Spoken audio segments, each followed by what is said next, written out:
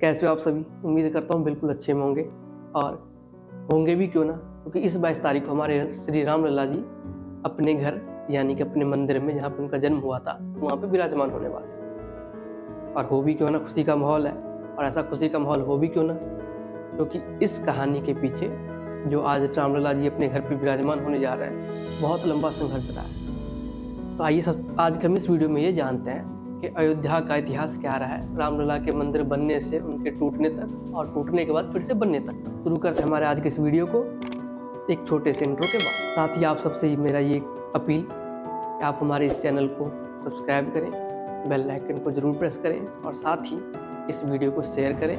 Like तो आपने करना ही करना है।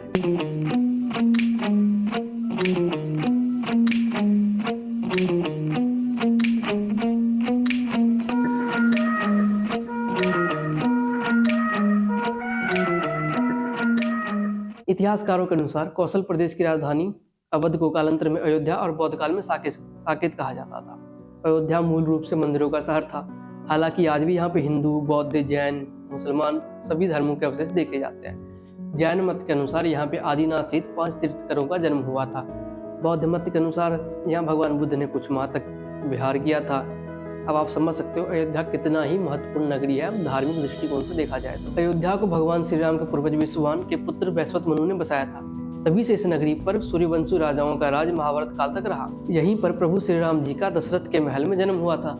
महर्षि वाल्मीकि ने भी रामायण में जन्मभूमि की एक शोभा एवं महत्वता की तुलना दूसरे इंद्रलोक से करी। यानी महर्षि वाल्मीकि के अनुसार जहाँ पर भगवान श्री राम जी का जन्म हुआ था वो भूमि बिल्कुल इंद्रलोक से मिलती जुलती है, क्योंकि हो भी क्यों ना उस वक्त वो धन ध्यान और रत्नों से भरी हुई अयोध्या नगरी थी, जिसके सामने इंद्रलोक भी छोटा लगता था। कहा जाता है कि भगवान श्री राम को जल समाधि लेने के पश्चात अयोध्या कुछ काल के लिए उजाड़ सी हो गई थी, लेकिन इसकी जन्मभूमि पर बना महल वैसे का वैसे ही रहा।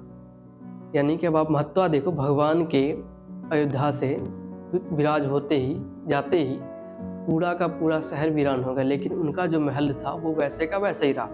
भगवान श्री राम के पुत्र कुश ने एक बार पुनः राजधानी अयोध्या का पुनर्निर्माण कराया। इस निर्माण के बाद सूर्यवंश की अगली 44 पीढ़ियों तक इसका अस्तित्व आखिरी राजा महाराज बृहदल तक अपने चरम पर रहा है। अवसर राज बृहदल की मृत्यु महाभारत काल में अभिमन्यु के हाथों हुई थी।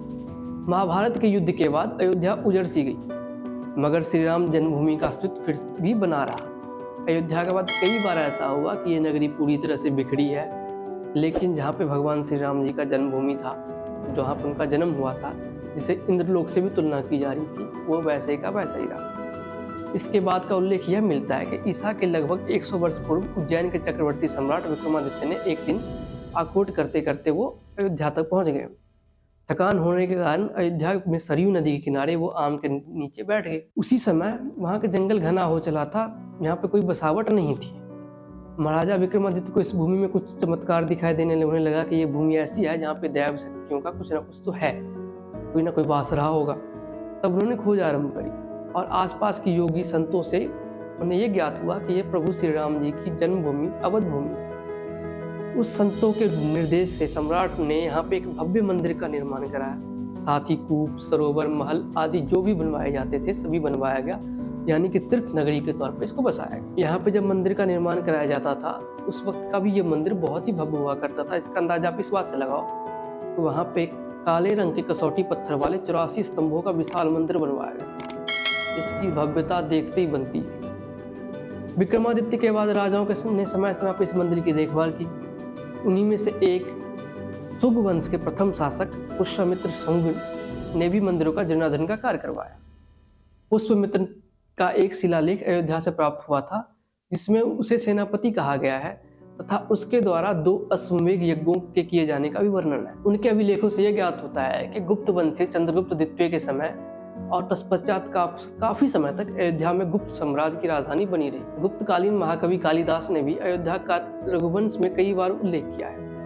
अब आप ये समझ, यहाँ पे इन चीजों को आप कड़ी ब कड़ी जोड़ते जाओ कि कैसे अयोध्या पूर्व काल से, जहाँ पे लोगों को ज्ञात भी नहीं था, लोग जंगलों में रहा करते थे, उस वक्त से अयोध्या हमारा जो है वो कितना डेवलप्ड रहा है और हमारे लिए कितनी धार्मिक महत्वता के साथ रहा है। इतिहासकारों के अनुसार 600 ईसा पूर्व अयोध्या में एक महत्वपूर्ण व्यापार केंद्र था। इस स्थान को अंतर्राष्ट्रीय पहचान 5वीं शताब्दी में ईसा पूर्व के दौरान तब मिली जबकि यह एक प्रमुख बौद्ध केंद्र के रूप में विकसित हुआ। तब इसका नाम साकेत था, यानी कि जब ईसा पूर्व में इसकी वर्णन देखने को मिलती है तब ये बौद्ध का प्रमुख स्थल केंद्र साकेत के नाम से भी फेमस था। साथ ही ये भी कहा जाता है कि चीनी भिक्षु फा हियान ने यहाँ देखा कि कई बौद्ध मठों का रिकॉर्ड रखा गया है। यहाँ पे 7वीं शताब्दी में चीनी यात्री हेन सांग आया था। उसके अनुसार यहाँ 20 बौद्ध मंदिर थे तथा 3000 भिक्षु रहते थे और यहाँ हिंदुओं का एक प्रमुख और भव्य मंदिर भी था। यहाँ भी मंदिर अभी भी था, हालांकि बौद्ध धर्मों की प्रबुद्धता हो गई थी, लेकिन मंदिर तब भी वहाँ पे वैसे का वैसे ही था क्योंकि हिंदू भी वहाँ पे थे। वहाँ रोज हजारों की संख्या में लोग दर्शन करने जाते थे, पूजा पाठ होता था। अब आप भव्यता का अंदाजा लगाओ। उस वक्त 3000 भिक्षु वहाँ पे रहते थे, साथ ही मंदिर इतना भव्य था और वहाँ पे हजारों लोग, लाखों में लोग दर्शन के लिए जाते। इसके बाद ईसा की 11वीं शताब्दी में कन्नौज नरेश जयचंद आया। उसने अपने मंदिर पर सम्राट विक्रमादित्य के प्रशस्ति शिलालेख को उखाड़ कर अपना नाम लिखवा दिया। हालांकि पानीपत के युद्ध के दौरान जयचंद का भी अंत हो गया। कहानी आता जो राम के साथ वैर करेगा वो कहीं का नहीं रहेगा। इसके बाद भारतवर्ष पर आक्रांताओं का आक्रमण और बढ़ता गया। आक्रमणकारियों ने काशी, मथुरा के साथ साथ अयोध्या में भी काफ़ी लूटपाट की, क्योंकि ये शुरू से धार्मिक और व्यापारिक नगरी रहे हैं। तो यहाँ पे धर्म के साथ साथ व्यापार का भी काम होता था, तो धन्य धान्य बहुल ये इलाका था। जैसा कि मैंने आपको पहले बताया कि इसकी तुलना इंद्रलोक से की जाती थी, तो आप उस वक्त के इसके वैभव को आप समझ सकते हो। वहाँ पर उन्होंने लूटपाट तो की ही की, साथ ही पुजारियों की हत्या करी, मूर्तियों और मंदिरों को तोड़ने का काम जारी रखा। लेकिन 14वीं सदी तक अयोध्या में राम मंदिर को तोड़ने में सफल नहीं हो पाए थे। विभिन्न आक्रमणों, ढेर सारे दुखों, तकलीफों को झेलते हुए श्री राम की जन्मभूमि अयोध्या पर उनका मंदिर 14वीं शताब्दी तक बचा रहा। कहते हैं कि सिकंदर लोधी के शासनकाल के दौरान वहां पर मंदिर मौजूद था। 14वीं शताब्दी में हिंदुस्तान पर मुगलों का अधिकार हो गया। हालांकि पूरा अधिकार नहीं हुआ था, कुछ कुछ इलाके पे हुआ, लेकिन इतिहासकारों ने इसे हिंदुस्तान पर मुगलों का अधिकार माना।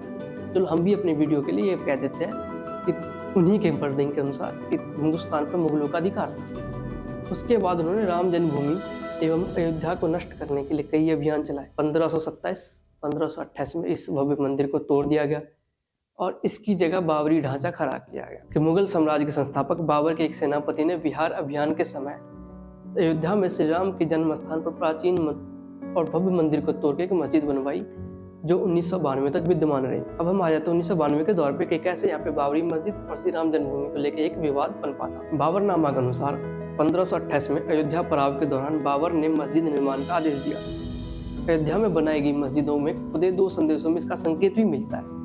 इसमें से एक खास तौर पर उल्लेखनीय है, जिसका सार है, जन्नत तक जिसके न्याय के चर्चे हों, ऐसे महान शासक बाबर के आदेश पर दयालु मीर बकी ने फरिश्तों की इस जगह को मुकम्मल रूप दिया।